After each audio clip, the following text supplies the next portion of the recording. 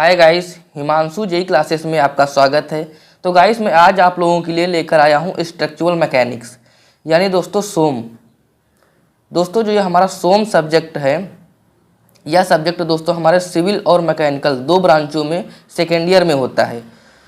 दोस्तों देर ना करते हुए हम आते हैं अपने चैप्टर पर। तो दोस्तों जिसमें से हमारा फर्स्ट चैप्टर है पदार्थों के गुण यानी प्रॉपर्टीज ऑफ मटेरियल्स। यानी दोस्तों हमको इसमें मटेरियल्स की प्रॉपर्टीज बताना है। तो दोस्तों जो हमारा फर्स्ट चैप्टर है पदार्थों के गुण, उसमें से फर्स्ट टॉपिक है पदार्थों का वर्गीकरण यानी क्लासिफिकेशन ऑफ मटेरियल्स। तो देखते हैं दोस्तों इसको। यानी दोस्तों इंजीनियरिंग पदार्थों यानी इंजीनियरिंग मटेरियल्स का वर्गीकरण मुख्य रूप से निम्न प्रकार किया जाता है। इसका वर्गीकरण दोस्तों चार प्रकार से किया जाता है, जिसमें से हमारा पहला है सामान्य वर्गीकरण यानी जनरल क्लासिफिकेशन। इसके बाद दोस्तों हमारा नेक्स्ट है औद्योगिक वर्गीकरण यानी इंडस्ट्रियल क्लासिफिकेशन। इसके बाद दोस्तों हमारा थर्ड है उपयोगिता के आधार पर वर्गीकरण यानी क्लासिफिकेशन बेस्ड ऑन यूटिलिटी। इसके बाद दोस्तों हमारा फोर्थ है निर्माण विधि के आधार पर वर्गीकरण यानी classification based on fabrication method. इसके बाद दोस्तों ये जो हमारा सामान्य वर्गीकरण यानी जनरल क्लासिफिकेशन है, इसको दो भागों में बांटा जाता है। जो हमारा जनरल क्लासिफिकेशन है इसको दो भागों में बांटा गया है। यानी फर्स्ट है हमारा धात्विक पदार्थ यानी मेटॉलिक मटेरियल्स। उसके बाद दोस्तों हमारा है अधात्विक पदार्थ यानी नॉन मेटॉलिक मटेरियल्स। ये जो दोस्तों हमारा सामान्य वर्गीकरण है, सामान्य वर्गीकरण को निम्न प्रकार से दर्शाया जा सकता है। यानी दोस्तों स्ट्रक्चर फॉर्म में इसको किस प्रकार से दर्शाया जाता है वो यहाँ पर दिखाया गया है। तो देखिए दोस्तों, ये जो हमारा मटेरियल्स यानी पदार्थ, ये दो प्रकार का होता है, धात्विक पदार्थ एंड अधात्विक पदार्थ यानी मेटॉलिक मटेरियल्स एंड नॉन मेटॉलिक मटेरियल्स। ये जो दोस्तों जो हमारा धात्विक पदार्थ होता है यानी मेटॉलिक मटेरियल्स जो हमारा होता है, उसके अंतर्गत हमारा लोहा, तांबा, पीतल, जस्ता, इस्पात यानी स्टील आदि ये सब दोस्तों हमारे धात्विक पदार्थ यानी मेटॉलिक मटेरियल्स के अंतर्गत आते हैं। इसके बाद दोस्तों जो हमारा है अधात्विक मटेरियल्स यानी दोस्तों अधात्विक पदार्थ जो हमारा है जैसे रबर, प्लास्टिक, चमड़ा, कांच तथा लकड़ी आदि ये सब दोस्तों हमारे अधात्विक पदार्थ के अंतर्गत आते हैं। यानी नॉन मेटॉलिक मटेरियल के अंतर्गत हमारे रबर, प्लास्टिक, चमड़ा, कांच तथा लकड़ी आदि ये सब आते हैं। इसके बाद दोस्तों जो हमारा ये मेटॉलिक मटेरियल्स है, इसको भी दो भागों में डिवाइड किया गया है, जिसमें से हमारा पहला है लौह धातु यानी फेरस मेटल्स और दोस्तों दूसरा है नॉन फेरस मेटल्स यानी अलौह धातुएं। दोस्तों जो हमारे ये लौह धातुएं होती हैं, इसके अंतर्गत लोहा, इस्पात, स्टील यानी तथा इनकी मिश्र धातुएं यानी लोहा, इस्पात और इनकी मिश्र धातुएं ये सब दोस्तों हमारी लौह धातुओं के अंतर्गत आती हैं। इसके बाद दोस्तों जो हमारा है अलौह धातुएं यानी नॉन फेरस मेटल यानी दोस्तों इसके अंतर्गत तांबा, पीतल, जस्ता, एल्युमिनियम, रांगा कांसा ये सब दोस्तों हमारी अलौह धातुओं के अंतर्गत आते हैं। तो दोस्तों ये था हमारा सामान्य क्लासिफिकेशन यानी जनरल क्लासिफिकेशन था। इसके बाद दोस्तों हमारा जनरल क्लासिफिकेशन के बाद नेक्स्ट हमारा आता है औद्योगिक वर्गीकरण यानी दोस्तों इंडस्ट्रियल क्लासिफिकेशन। अब इसके बाद दोस्तों जो हमारा नेक्स्ट क्लासिफिकेशन है वो है इंडस्ट्रियल क्लासिफिकेशन यानी औद्योगिक वर्गीकरण। तो देखते हैं दोस्तों, यानी पदार्थों को औद्योगिक आधार पर निम्न प्रकार से वर्गीकृत किया जा सकता है।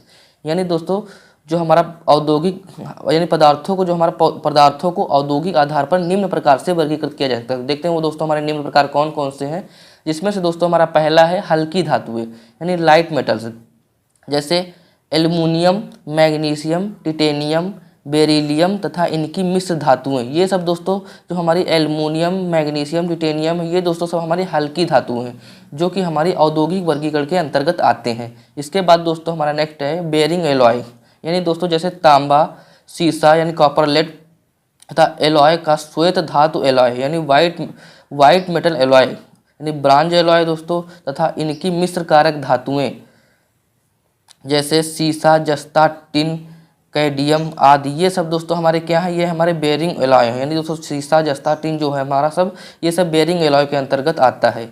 इसके बाद दोस्तों हमारा नेक्स्ट है मिश्र कारक धातुएं यानी एलॉइंग मेटल्स। मिश्र कारक धातुएं दोस्तों जैसे nickel, cobalt, chromium, manganese, vanadium आदि ये सब दोस्तों हमारे मिश्र कारक धातुओं के अंतर्गत आती हैं। इसके बाद दोस्तों हमारा नेक्स्ट है तांबा तथा उनकी मिश्र धातुएं यानी कॉपर एंड एलॉइंग मेटल्स। यानी दोस्तों जैसे तांबा, पीतल, ब्रास, कांसा, ब्रांज आदि ये सब दोस्तों हमारे तांबा तथा उनकी मिश्र धातुओं के अंतर्गत आते हैं। इसके बाद दोस्तों हमारा नेक्स्ट है लोहा तथा इस्पात, यानी आयरन एंड स्टील। इसके अंतर्गत लोहे की विभिन्न जातियां तथा स्टील और उनकी मिश्र धातु आती हैं। यानी दोस्तों जो हमारे लोहे की विभिन्न जातियां होती हैं, जैसे लोहे को ढालकर जिसका आकार दिया, जैसे किसी को सरिये का, किसी को विंडो का, जैसा भी आकार देना, यानी उनकी विभिन्न जो जातियां हैं वो सब दोस्तों हमारी इन लोहा तथा इस्पात से बनाई जाती हैं। तो वही सब दोस्तों में बताया जाता है कि इसके अंतर्गत आती हैं, जो कि दोस्तों हमारा औद्योगिक वर्गीक यानी कि इंडस्ट्रियल क्लासिफिकेशन के अंतर्गत ये सब लोहा और इस्पात आते हैं। इसके बाद दोस्तों हमारा थर्ड आता है उपयोगिता के आधार पर वर्गीकरण। यानी दोस्तों जो हमारा उपयोगिता के आधार पर, यानी दोस्तों हमारे दो क्लासिफिकेशन हो गए हैं, एक हमारा जनरल क्लासिफिकेशन और दूसरा हमारा इंडस्ट्रियल क्लासिफिकेशन। इसके बाद दोस्तों हमारा थर्ड आता है उपयोगिता के आधार पर क्लासिफिकेशन। यानी दोस्तों जो हमारा उपयोगिता के आधार पर क्लासिफिकेशन होता है उसके अंतर्गत निम्न और उच्च ताप वाली धातुएं, यानी दोस्तों कुछ ऐसी धातुएं होती हैं जिनको कम से कम ताप पर रखा जा सकता है और अधिक से अधिक ताप पर भी रखा जा सकता है, वो सब दोस्तों हमारे उपयोगिता के आधार पर क्लासिफिकेशन के अंतर्गत आती हैं। उसके बाद दोस्तों हमारा नेक्स्ट है उच्च सामर्थ्य वाली धातुएं, यानी दोस्तों जिनके अंतर्गत अधिक से अधिक शक्ति सहन करने की क्षमता होती है, उन्हें उच्च सामर्थ्य वाली धातुएं बोलते हैं। इसके बाद दोस्तों हमारा थर्ड है घिसावरोधी धातुएं, यानी दोस्तों जो जिसमें घर्षण होता है, यानी जो दोस्तों घर्षण को सहन करती हैं वो घिसावरोधी धातुएं कहलाती हैं। यानी दोस्तों वो हमारा उपयोगिता के आधार पर क्लासिफिकेशन के अंतर्गत आता है। इसके बाद दोस्तों हमारा आता है संक्षार तथा ऑक्सीकरण प्रतिरोधी धातुएं। यानी दोस्तों संक्षार हमारा क्या होता है, यानी संक्षार दोस्तों वो होता है जिससे संक्षार हमारा क्या कार्य करता है, यानी जो दोस्तों हमारा लोहा होता है जंग लगने से बचाने का कार्य करता है, यानी जिसमें लोहे में जंग नहीं लगने देता है वो हमारा संक्षार होता है। तो दोस्तों वही सब हमारा उपयोगिता के आधार पर क्लासिफिकेशन के अंतर्गत आ जाता है ये सब भी। इसके बाद दोस्तों हमारा आता है कमानी धातुएं। कुछ धातुएं दोस्तों होती हैं जो हमारे लोहे, स्टील, आयरन जो निम्न प्रकार की धातुओं से बनाई जाती हैं वो सब हमारी कमानी धातुओं के अंतर्गत दोस्तों आती हैं। इसके बाद दोस्तों हमारा लास्ट है इसमें विशिष्ट भौतिक गुणधर्मी धातुएं, यानी विशिष्ट भौतिक गुणधर्मी धातुएं। देखते हैं दोस्तों क्या होता है,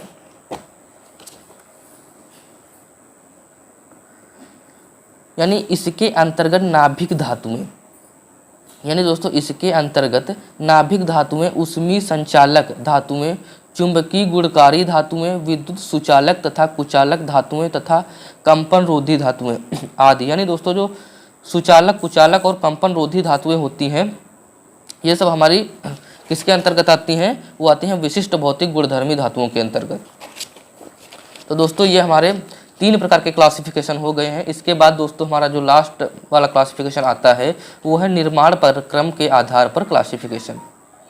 यानी दोस्तों निर्माण प्रक्रम के आधार पर क्लासिफिकेशन, तो निर्माण प्रक्रम के आधार पर जो क्लासिफिकेशन होता है हमारा, उसके अंतर्गत हमारे निम्न पॉइंट आते हैं। जैसे कि हमारा पहला है ढलाई योग्य धातुएं, यानी दोस्तों जो हमारी ढलाई में प्रयोग की जाती हैं धातुएं उसके विषय में इसमें बताया जाएगा कि ढलाई योग्य धातुएं कौन कौन सी होती हैं। इसके बाद दोस्तों हमारा सेकंड है मशीनन योग्य धातुएं, यानी दोस्तों मशीनों के कार्य में प्रयोग की जाती हैं। जो हमारी मशीन योग्य धातुएं होती हैं वो मशीनन योग्य धातुओं के अंतर्गत दोस्तों आती हैं। इसके बाद दोस्तों हमारा फोर्जन योग्य धातुएं होती हैं, जो फोर्जन के अंतर्गत आती हैं वो दोस्तों फोर्जन योग्य धातुएं होंगी। और इसके बाद दोस्तों हमारा चूड़ धातुक्रम धातुएं, जो दोस्तों चूड़ धातुक्रम धातुओं के अंतर्गत आएगा वो दोस्तों चूड़ धातुएं कहलाएंगे। इसके बाद दोस्तों हमारा नेक्स्ट पॉइंट आता है शीत अथवा ऊष्मा प्रक्रिया योग्य धातुएं, यानी दोस्तों ऐसी धातुएं जो शीत और ऊष्मा को सहन करने की जिनके अंदर क्षमता होती है वो सब धातुएं हमारी शीत अथवा ऊष्मा प्रक्रिया योग्य धातुओं के अंतर्गत आती हैं। तो दोस्तों ये था हमारे मेटल्स का क्लासिफिकेशन, जो कि दोस्तों आपको मैंने अच्छे से बताया। इसके बाद दोस्तों हमारा नेक्स्ट पॉइंट आता है, नेक्स्ट टॉपिक है जो कि दोस्तों है इंजीनियरिंग सामग्री के यांत्रिक गुण, यानी mechanical properties of engineering materials. यानी दोस्तों जिसमें से हमारा फर्स्ट टॉपिक है प्रत्यास्था, यानी इलास्टिसिटी। यानी प्रत्यास्था दोस्तों क्या होता है, यदि किसी वस्तु में कोई बल लगाया जाता है तो उस वस्तु में कुछ ना कुछ परिवर्तन होता है। परंतु जैसे ही बल हटा दिया जाता है तो वह पुनः अपनी अवस्था को प्राप्त कर लेती है। यानी कि दोस्तों यदि हम किसी वस्तु में कोई बल लगाते हैं तो वह उसमें कुछ परिवर्तन होता है, परंतु जैसे ही बल को हटा लेते हैं वह पुनः अपनी अवस्था को प्राप्त कर लेती है। यानी कि दोस्तों जैसे एग्जाम्पल में ले लो रबड़ में अगर हम उसको खींचेंगे तो वो बढ़ेगी, परंतु जैसे ही हम उसमें से फोर्स हटा लेंगे तो वह पुनः अपनी अवस्था को प्राप्त कर लेगी। तो दोस्तों ये हमारा इलास्टिसिटी के अंतर्गत आता है। इसके बाद दोस्तों हमारा नेक्स्ट पॉइंट है सुघट्यता यानी प्लास्टिसिटी।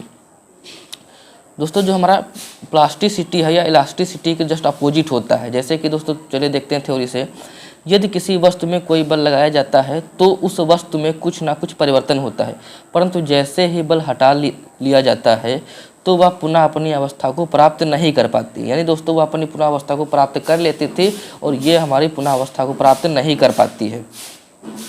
तो दोस्तों ये हमारा सुघट्यता है। इसके बाद दोस्तों नेक्स्ट टॉपिक आता है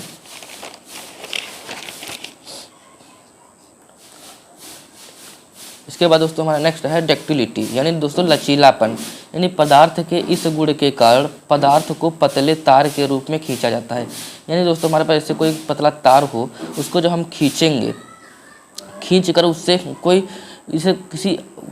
कर उसको कोई नया आकार देना, वो दोस्तों हमारा इसके अंतर्गत लचीलापन के अंतर्गत आता है, डक्टिलिटी के अंतर्गत आता है। जैसे दोस्तों सोना, चांदी, कॉपर आदि इनको हम दोस्तों खींच सकते हैं। दोस्तों इनको खींच सकते हैं, खींच करके हम कोई और भी आकार दे सकते हैं। तो ये सब दोस्तों हमारा डक्टिलिटी के अंतर्गत आता है। इसके बाद दोस्तों हमारा नेक्स्ट टॉपिक है तन्यता। इसके बाद दोस्तों हमारा नेक्स्ट है तन्यता, ये दोस्तों तन्यता यानी टेंसिटी। इसके बाद दोस्तों तन्यता है तो ये किसी पदार्थ के तनाव में टूटने की स्थिति में उत्पन्न अधिकतम प्रतिबल तीव्रता को तन्यता कहते हैं। यानी दोस्तों अगर कोई वस्तु है मान लो कोई वस्तु है, इसको हम इधर से भी खींच रहे हैं और इधर से भी खींच रहे हैं, इसको जब बराबर खींचेंगे दोस्तों तो एक स्थिति इसमें ऐसी आएगी कि ये टूटने की स्थिति में आ जाएगी। दोस्तों जो टूटने की स्थिति में होगी जब उस पर जो उसमें अधिकतम प्रतिबल, उस समय का जो अधिकतम प्रतिबल लगता है वो हमारा तन्यता कहलाता है। इसके बाद दोस्तों हमारा नेक्स्ट है ब्रिटलनेस। ब्रिटलनेस यानी दोस्तों भंगुरता हमारे पदार्थ का वह गुण जिसके कारण पदार्थ पर चोट लगाने से वह पदार्थ बिना खराबी के कई भागों में टूट जाता है। टूटने की इस प्रवृत्ति को भंगुरता कहते हैं। यानी कि दोस्तों अगर कोई हम ईंट लेते हैं, उसके बाद उस पर चोटें मारते हैं तो वो कई खंडों में टूट जाता है। तो वही दोस्तों में बताया गया है कि बिना जैसे टूट जाता है तो हमारे किसी न किसी कार्य में आ जाता है। जैसे ईंट को हम तोड़ देते हैं तो वो हमारे नीचे फर्श में कार्य कर जाती है। तो दोस्तों इसी पर मतलब कि जो जिसका यूज हो जाए या फिर वह ख़राब ना हो, तो वो सब दोस्तों हमारे भंगुरता के अंतर्गत आता है। इसके बाद दोस्तों हमारा नेक्स्ट है कठोरता यानी हार्डनेस। यानी पदार्थ का वह गुण जिसके कारण पदार्थ काटने, घिसने और खुरचे जाने का विरोध करता है, हार्डनेस कहलाता है। यानी किसी पदार्थ को दोस्तों जैसे काटते हैं या खुरचते हैं या घिसते हैं तो उसमें कुछ ना कुछ आवाज़ आती है या फिर घसड़ होता है, यानी जब उसका विरोध करता है तो उसी को हम दोस्तों कठोरता कहते हैं। इसमें दोस्तों एक मोस्ट इम्पॉर्टेंट पॉइंट और भी है, यानी दोस्तों इसको ब्रिनल हार्डनेस टेट द्वारा मापा जाता है। यानी दोस्तों ये बहुत ही आपका इम्पॉर्टेंट पॉइंट है, ये परीक्षा में विकल्पी फॉर्म में इसको पूछा जा सकता है, तो दोस्तों इसको जरूर कहीं ना कहीं नोट कर लीजिएगा। इसके बाद दोस्तों हमारा नेक्स्ट आता है स्ट्रेंथ यानी सामर्थ्य। यानी दोस्तों सामर्थ्य या फिर शक्ति भी कह सकते हैं आप इसे। यानी बिना असफल हुए किसी पदार्थ के प्रतिबल या लोड सहने के गुण को स्ट्रेंथ कहते हैं। यानी दोस्तों जिसके अंदर शक्ति या पावर होता है वही लोड या शक्ति को सहन कर सकता है। दोस्तों वही इसमें बताया गया है। यानी बिना असफल हुए और लोड और शक्ति को सहन कर ले, वो हमारा सामर्थ्य कहलाता है। इसके बाद दोस्तों नेक्स्ट आता है फ्लेक्सिबिलिटी यानी पदार्थ के इस गुण के कारण पदार्थ को किसी भी चाप पर मोड़ा जा सकता है। यानी फ्लेक्सिबिलिटी यानी दोस्तों ये भी एक प्रकार का लचीलापन ही होता है। यानी दोस्तों जो लचीलापन होता है या फिर फ्लेक्सिबिलिटी से आपको नाम से ही पता चल रहा है कि वो लचीलापन होगा। जो लचीलापन है तो उसी को दोस्तों हम मोड़ सकते हैं, जो झुक जाए सब हर जगह से, तो वही दोस्तों हमारा लचीलापन होता है, वही हमारा फ्लेक्सिबिलिटी होता है। जो झुक जाए उसे ही दोस्तों हम इधर उधर से मोड़ सकते हैं, तो वही दोस्तों इसमें बताया गया है कि पदार्थ के इस गुण के कारण पदार्थ को किसी भी चाप पर मोड़ा जा सकता है। इसके बाद दोस्तों हमारा नेक्स्ट आता है